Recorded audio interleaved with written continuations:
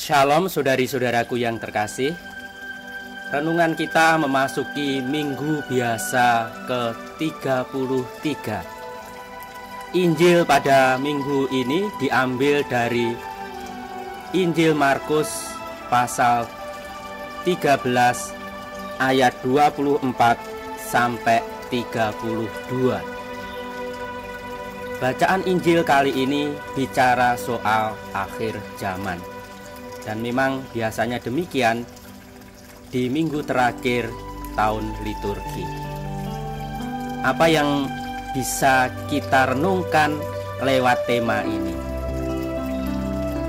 Saya mengajak kita sekalian untuk merenungkan. Yang pertama, apa yang tidak pasti dari akhir zaman. Yang kedua, apa yang pasti. Dan kemudian dari situ kita akan melihat bagaimana kita harusnya bersikap. Apa yang tidak pasti dari akhir zaman? Yang tidak pasti adalah kapannya. Tadi di akhir Injil dikatakan, tentang hari atau saat itu tidak ada seorang pun yang tahu. Malaikat-malaikat di surga tidak, dan anak pun tidak, hanya Bapa. Jadi sebenarnya Injil sendiri menulis akhir zaman itu terjadi kapan tidak diketahui. Tetapi dalam praktek orang seringkali menebak-nebak, meramal dan seterusnya, sehingga ada banyak buku ditulis, kisah-kisah, mitos, bahkan buat film untuk menunjukkan kapan akhir zaman itu terjadi. Tetapi semua tidak pasti. Yang pasti, dan bagi kita itu diajarkan oleh iman kita, adalah bahwa akhir zaman itu ada. Itu diajarkan. Akhir zaman itu sungguh-sungguh ada, dan kita diajarkan untuk percaya. Itu yang pasti. Yang kedua yang pasti, dalam situasi ketidakpastian akan datangnya akhir zaman, Tuhan selalu menyertai kita. Kasih setia Tuhan itu berlangsung terus-menerus sampai akhir zaman. Itu yang pasti. Dari dua hal, ketidakpastian dan yang pasti itu, bagaimana kita bersikap? Pertama-tama, kalau kita itu sudah tahu sebenarnya kapannya itu tidak jelas, ya tidak perlu ikut-ikutan mencari tahu kapannya.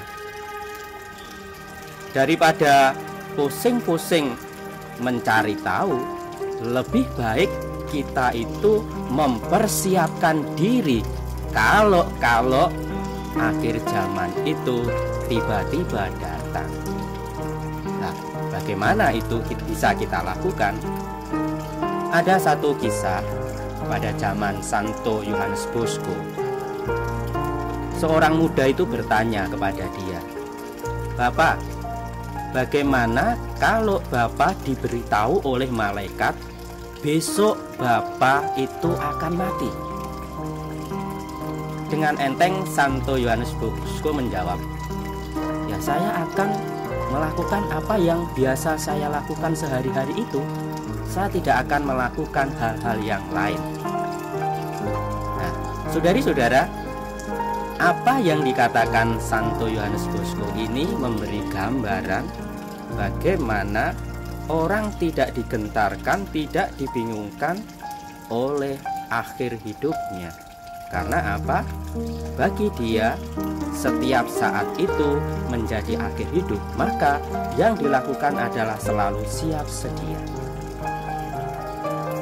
Yang kedua, yang bisa kita lakukan berkaitan dengan hal ini adalah kita harus sungguh-sungguh mengusahakan hal yang baik, hal yang melawan segala bentuk kejahatan, ketidakadilan, dan sebagainya.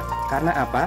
Tadi dikatakan, tetapi pada masa itu sesudah siksaan, matahari akan menjadi gelap dan bulan tidak bercahaya dan seterusnya. Kita melihat catatan ini, sesudah siksaan-siksaan berat itu. Akhir zaman itu akan terjadi setelah siksaan-siksaan yang berat. Apa maksudnya?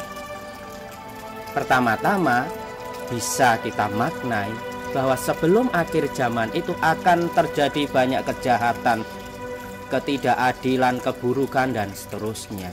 Dan kalau kita menengok di zaman kita, hal-hal macam itu sehari-hari sangat banyak kita jumpai. Kita membaca di koran, di televisi, betapa korupsi di negara kita itu semakin hari bukannya semakin berhenti, malah semakin merajalela. Kemiskinan terjadi di mana-mana, kelaparan, kejahatan, tawuran di mana-mana terjadi. Situasinya sangat berat, dan itu bisa menjadi tanda-tanda yang akan menyertai akhir zaman.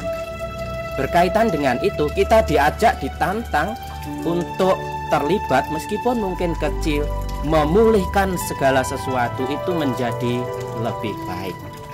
Dalam konteks ini, sesudah siksaan-siksaan berat itu juga sebuah himbauan bagi kita untuk melawan semua itu. Kita harus mau bekerja keras, berjuang. Saudari-saudaraku, dengan cara itu sebenarnya kita harusnya mempersiapkan diri menyambut akhir zaman, kedatangan Kristus yang kedua.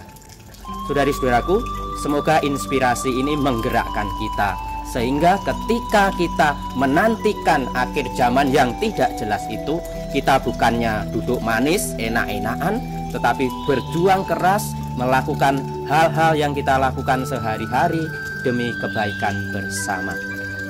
Tuhan memberkati kita sekalian.